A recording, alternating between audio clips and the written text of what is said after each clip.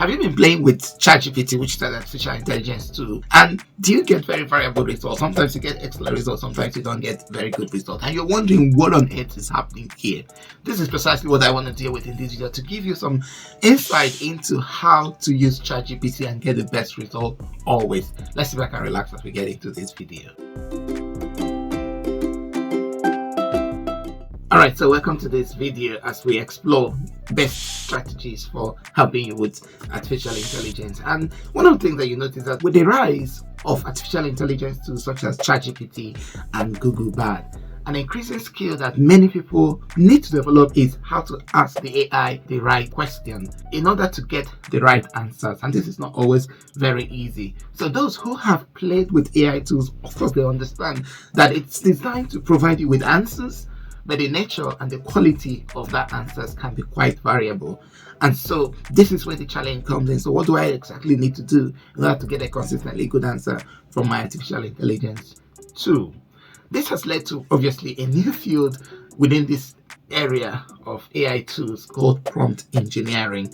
And prompt engineering essentially talks about how you can create the right question for the AI tool in order to get the right outcome. It reminds me of what you talk about when you're dealing with computers, that when you garbage in, you garbage out. And so if you garbage in the right kind of instruction, you're certainly going to get a garbage outcome. And no one wants that. Therefore, the objective here is that if you can craft the right kind of question, then you're certainly going to get the right kind of answers. And that's what we're going to be exploring in this. So of course, that leads us to a question of the next question is, what actually makes an excellent prompt that will give you the right kind of answers? And there are a few reasons, a few things, strategies. The first one is that you have to ask specific and detailed command instructions. So the more details you give to these AI tools, the better the output you get from them. And we're going to look at some examples of what is a good outcome and what is a bad prompt. And we're going to use ChatGPT. So just to demonstrate this, so let's say I want to understand something around the Young's modulus of a metal. So I could just ask it, teach me how to determine the Young's modulus of a metal. And then you wait and see what kind of an outcome it will give to you. Of course, ChatGPT will always give you some answers, and it starts with giving you different kind of information, how to prepare the sample, how you test the sample, all that we necessarily would need when you're trying to do this. And probably this is too much information or too little. It really depends on where you are. But what will be very interesting as a good prompt will be something like this. So let's say we give it something more contextual, specific and detailed. Say, teach me how to determine the Young's modulus of steel. This time around, you're telling what kind of material you want to use. Once I have completed the experiment, so at least you know that you have the data already, rather than just saying, oh yeah, I just want to learn how to. And it said, and I've plotted already the stress and strain plot. So you've done the experiment, generate the stress and strain plot under a certain condition. All you are just trying to get here is the Young's modulus, and let's see what kind of outcome that will give to us. Again, this is one of the things. So it basically, on the existing graph, identify the linear section, determine the Young's modulus and everything. So the kind of things that you would expect. You go straight to this section, and now in this instance it goes into more detail at trying to tell you exactly what you need to do in order to determine the Young's modulus. And that's the beauty, because we're asking it specific and detailed question. The second thing you need to do if you want to get the best out of ChatGPT is something I describe as, you have to really humanize the AI tool. And what does that mean? Basically, it says here that means you have to encourage the AI to act and behave as a human would do in generating its response. This is essential, as it will then provide you with answers if you are consulting a human being. And I'll give you an example again what a bad prompt would look like. So let's say I want to find the area of an octagon, and I just say, okay, write a code for determining the area of an octagon. And certainly it starts doing that, and immediately it goes straight to do Python. And this is something ChatGPT does a lot. The default language you normally go to when you're writing codes is Python, and this is because Python is a very popular language. Most users are really using that. But if you're not conversant with Python, this will not help you. And so you're like, oh, it's not working. I wanted to do this for me, and it hasn't done that. And so that's the challenge. So you need to really humanize it. So what do we need to do? Let's look at what a good prompt will look like. So now the same kind of question, but with a little bit of more humanization of this AI, by trying to almost like I'm consulting a human to help me, and I'm giving a little bit of my background information to it. So I said here, as a final year student majoring in computational mechanics, write a detailed and fully commented extensive MATLAB code for calculating the area of an irregular octagon, with the user required to specify the edge length of one of the sides. So there's details there, there's specificity, and the fact that you're giving a little bit of your personality into it, because you really need to know what is going on. And you also want it to begin to act like a final year student who wants the detailed list. And then you can go, that now you can see instantly it goes into MATLAB to begin to write as against what he did with Python. And then it moves on to give you detailed comments, so you validate your input, calculate the area of the Pythagon, and it gives you the option to even supply that data, and then it displays the results. So very detailed, specific to you, and this is because you're humanizing, you're treating like you're consulting a consultant. The third thing that you need to do when it comes to getting the best out of ChatGPT is to make sure that you make it into a conversation, because in the end there's an artificial intelligence and artificial intelligence too. However, you need to converse with it.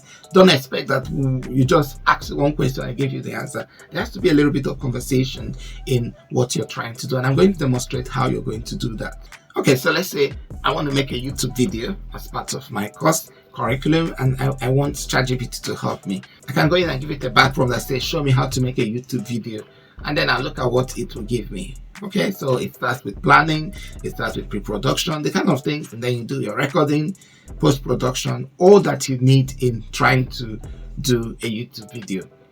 But there is no conversation here. It doesn't know what exactly I'm needing. And so I could, and then you could keep continuing generating, and then it gives you all the information you want. But let's convert that into a conversation. So I could then ask it in a conversation form. Thank you for that. Now adapt the answers for making a video in computational modeling, because that's really what I want, and I'll see what it will do for me. So yeah, now it's coming. Okay, in computational modeling, it's now tuning things specifically, gather the equipment, follow the recording, sort of the information, but a little bit more tuned to computational modeling. It's recommending what I need to do, and then finally how to upload that video. But again, I'm still not happy with that. So I could then say, okay, now specifically what steps do I need to take in making such a computational modeling video on an abacus, where I'm going to use abacus in this case. So you can see how we're working with the conversation. You're moving on. So it said determine the specific, for here, specific aspect of abacus modeling you want to showcase. So instead of just any general video, but now it's focusing on abacus and what we need to do here. Say you have abacus installed on the computer, it makes sense for you doing that. So prepare scripts to help you work with abacus as a modeling, and so on and so forth. But then again, even I can even go a little bit further to ask you some more questions. So clearly I assume that I'm making a long form video, but maybe really what I want to do is a short form video. So I could say thank you for that last answer. Now I want it to be a YouTube short rather than a long form video. So what do I need to do? So again, it will say, okay, if you want to make a video, again, it begins to give you more specific details. So yes, this is about video making, but it could be anything. So you could be exploring a new topic within computational modeling, and you could have this conversational approach in the way you try to interact with the AI tool, and then it will end up giving you some amazing results. Another thing that is also very important in trying to get the best out of your ChatGPT is actually to spice up the conversation with some kind of emojis. Emojis make a lot of sense these days. People use emojis in a very exciting way in their communication, and ChatGPT is also very good at that. So you just want it to give you bland answers. You actually want it to give you some kind of emojis in what you're trying to do. And so let's look at the case that I did. Okay, let's say I tell you define computational modeling with a set of emojis, and let's see what it will do for us. Now, how do you define computational modeling with a set of emojis? And instantly it's done that and put a few emojis for us. So there's a computer, there's brightness, there's sort of a microscope here, there's some 1, 2, 3, and it explains, okay, computer represents the use of computers and digital technology. The light bulb signifies innovation, the bright ideas. The microscope represents scientific exploration. The numbers here talks about numerical digits, the bar charts, and all that. So, okay, so it used a few emojis, but I could again in that conversation also. So I really like what it's done, but I want it to be weaved into the conversation, just like we do naturally. And then you see what it's going to do. So okay, fine. So you can see it's giving us a really scientific definition of computational modeling is the computer process that leverages digital technology and mathematical modeling algorithms again, bringing all that in, through the use of advanced software. So you could see a laptop here, and numerical simulations. It leads to scientific exploration, which is the microscope, and innovative ideas, which is the light bulb moment, to uncover new knowledge and solve challenging problems. Fantastic. So this is another exciting way that you can actually use ChatGPT to try and tease out some emoji-based conversation interaction, writing of reports or whatever you're trying to do. You can use, ChatGPT to do that in a very exciting way. The final thing is to actually ask ChatGPT to give you pitch perfect responses, because users of this software can be different. So sometimes they are kids, sometimes they are professors, sometimes they are comedians, sometimes they are politicians. You want it to give you the kind of outcome that is perfect to you. So you want an outcome that is bespoke to you. And so you need to provide it with some kind of information about a bespoke response, which are what I'm calling here a pitch perfect response. So let's say, just to an example, so crystal plasticity is something that is common in material behavior within computational modeling. And so let's say, define crystal plasticity for a 7-year-old using only 20 words. So we've got a 7-year-old child. So this will be an answer that is suitable for the student, and this is sort of what you have to do. Now it said it's the study of how crystals deform and change shape when forces are applied to them. So this is something that a little child can understand. It's using 20 words. It's a study what crystals are. Okay, there may be a problem with that crystals. So, but 7-year-old, maybe they can understand what crystals are. But the key thing is that they are changing shape and forces are applied to them. Okay, so I could say do the same thing, but this time around for an emeritus professor, someone who has quite a lot of experience. And then it becomes very technical in its answer. It's a multi-scale modeling framework that describes mechanical behavior of crystalline materials considering crystal defects and isotropic dislocation interaction under deformation. So excellent for people that work in this video that has a lot of experience. Again, that's an answer suitable for a professor. Okay, so let's say maybe you've got a girlfriend, and that girlfriend works in the fine arts department and doesn't really know a lot around the science of computational modeling, and you want to describe the subject of your thesis to this girlfriend and say, okay, can you define crystal plasticity for a comedian who has a fine arts background? So what is it going to say? Okay, so in this case, it said it's like when a crystal gets a makeover and lets some new moves to groove with the forces around it. I really like that definition. So basically, the crystals get a makeover, so they change because of the deformation around them, and they start learning new moves. So which means they are deforming, and they start grooving under the forces around them. So you can see it's got this, comical the interpretation to it, as well as a little bit of the arts involved. Less of fine arts, but more of the dancing arts. And this is excellent. So again, you could keep going.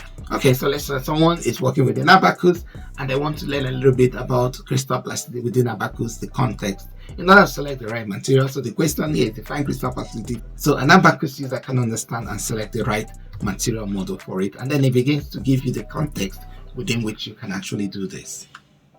Okay, so some interesting modeling approach in abacus that considers the behavior of crystal materials, similar, more close to what the professor has given before. So of course you can then keep going, but the feedback, the key here is that you're trying to get pitch perfect responses for the context in which you're working. So if you're a first year student, then you could tell it, define this for a first year student. If you're a final year student, define it for a final year student, and all to help you with getting the best out of ChatGPT. That's really 5 points of how you can get the best out of ChatGPT. If you want to learn about how language models like ChatGPT will impact on computational modeling, then this is a video for you. And if you really are interested in playing with it in terms of generally around the role it plays in programming, I have a playlist that talks a lot around artificial intelligence. Please do look up it here. Thank you for your interest in this channel, and I'll see you in the next. Bye-bye.